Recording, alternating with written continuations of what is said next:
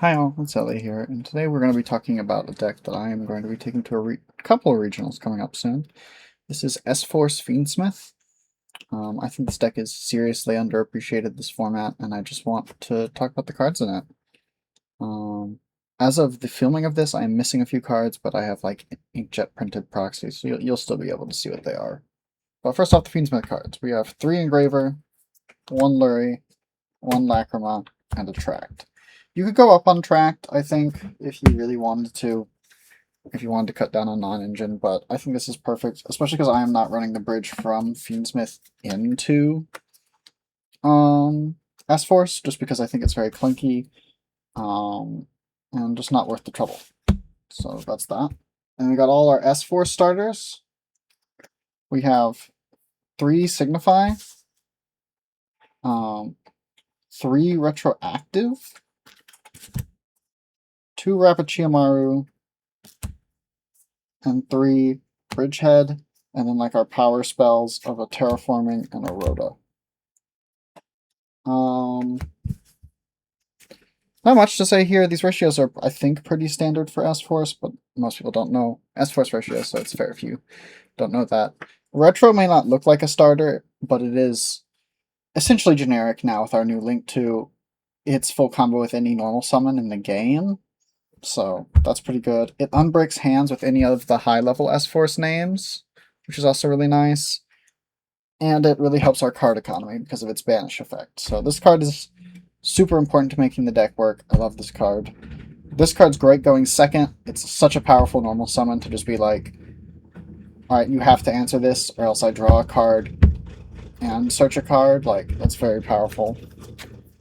These are just good. This searches Bridgehead. This can search either of these. Rappa is also quite good.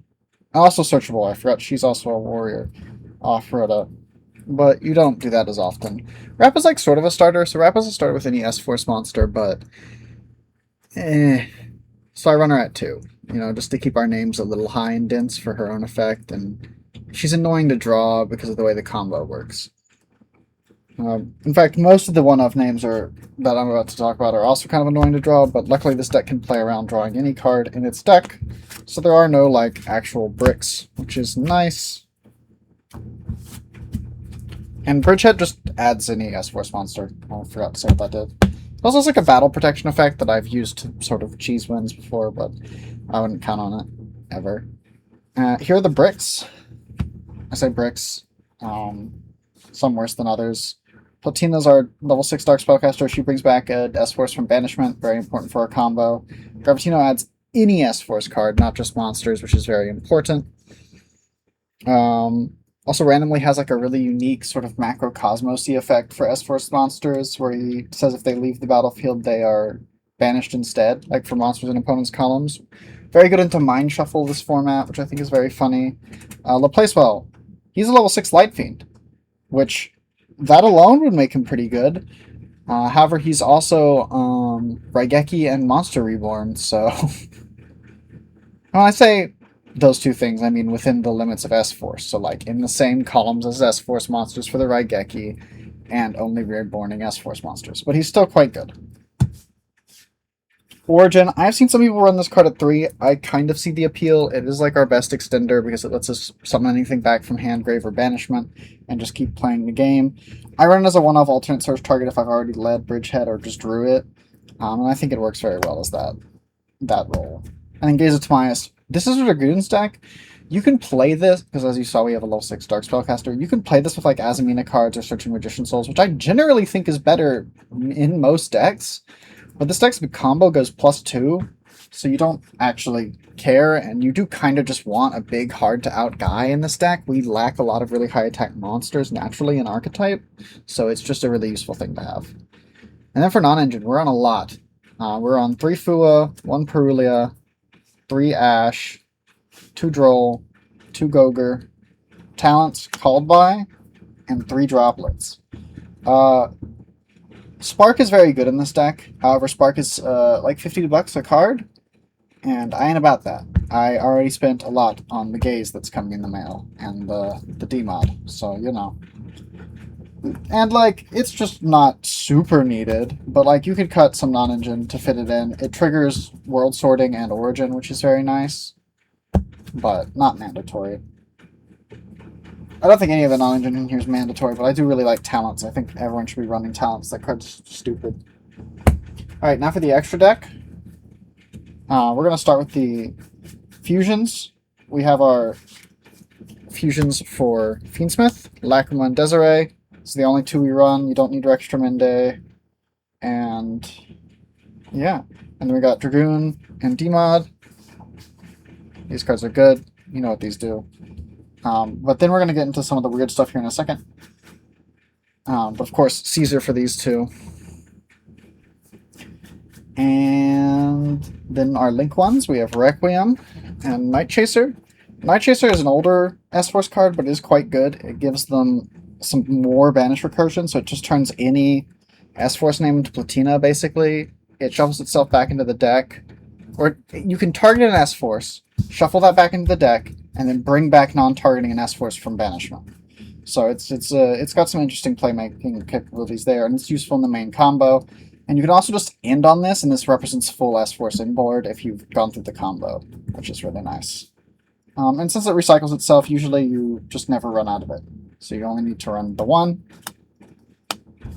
And then for Link 2s, we of course have IP and SP, you know, lore-relevant cards.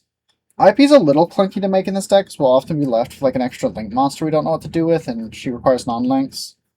But that's okay. And then there's Sequence for the Fiendsmith. Sequence is super important for making Caesar, yada yada yada. And I've gotten people on the attached to make something non-targeting. They're like waiting and waiting to try and out my Requiem on the follow-up turn, and they just can't because I have equipped Sequence, which is nice. And then the star of the show, 2 S-Force Nightcatcher. This card's really good. It's a semi-generic Link 2, so it only needs 1 S-Force and any other monster, which is why Retro is full combo now, because Retro can be used as Link material from the hand. It adds any spell trap for S-Force, and then you can banish it and an S-Force in your hand to summon any S-Force from your deck or extra deck. The extra deck targets are Mystify and Justify. These are both quite good cards. Justify is just an imperm that moves a card, but he's really good going second because you can threaten to like banish half their inboard by just cheating this guy out and going battle. And then Mystify, all he does is quick effect move something, but he also is like an untargetable goober with like an annoying floodgate if there's a monster in the same column as an S-Force monster. And the way that works is you can't summon with activated monster effects if there's an S-Force in the same column as one of your opponent's monsters. Yeah, Mystify is really strong. The effect sounds really niche, but it comes up a lot more than you expect. And then finally, Charmer, Quartet, and Bloom. This card's not okay. This card's pretty fucked up. I'm doing some fucked up shit with this card, if you'll excuse my language. And finally, the side deck, and then we can go through a combo if y'all like. I say y'all like this is live. You will watch the combo at the end of the video. So we got Dimension Shifter, Santa Claus, annoying turn skip card if I'm really scared of someone's like super graveyard heavy deck, like Luna Lights. I will side in this. This kills our Fiendsmith line, of course, but S-Force plays under this just fine. So we can just go turn skip you with Dimension Shifter, S-Force combo, OTK you. Which is very toxic, but that's Dimension Shifter. And then this is searchable off the Fiendsmith stuff and is a Kaiju, so that's just nice. 2 more Perulias for decks that really don't care about Fua, because all of those lose to Perulia. 3 Book of Eclipse, because it's just a really good breaker. Speaking of breakers, we are on Lightning Storm, Illusion Gate, and Harpy's Feather Duster with 2 Thrust. I really don't think this deck needs more help going first. We end on like Caesar, a Floodgate, a back row that turns into Dragoons, and like 4 cards still in hand. So like that's plenty. But we do have 3 going first cards. We are on Iron Thunder, Solemn Judgment, and the S-Force, the new S-Force Trap. The Trap is very strong. I could see a justification for main decking it, especially if you're on Spark. If you can afford Spark, this is probably worth maining just because it triggers off of that. Basically, when a card is banished, it can target another card in your opponent's field and banish it as well. And then it says if a card would be banished for an S-Force effect, you can just send an S-Force from your deck to the grave instead, which is crazy. And that also still allows S-Force World Sorting to trigger because of the way it's worded. It doesn't actually turn itself off, which is nice. And then it also, when it does the banish, it can also move one of your S-Forces around. So it's good for like forcing your opponent to not play around columns. Iron Thunder, this could be that really expensive new Solemn, but I like this one more because it is synergistic with the deck's whole column gimmick, which is hilarious, and it has decent coverage. I like that it can hit anything on the field, you know? And if your opponent's trying to play not around, like, play it not in your columns, this becomes suddenly a whole lot better because it negates and destroys everything in the same column as what it negated, which people always mess up as well. So if you play this card, remember that. It doesn't destroy its own column. Anyway, that's the deck. I can post some combo videos if anyone has any interest in that. And I will also be posting a regionals report after I go to my first regional on the 8th. So thanks for watching. We'll see you pretty soon. Bye.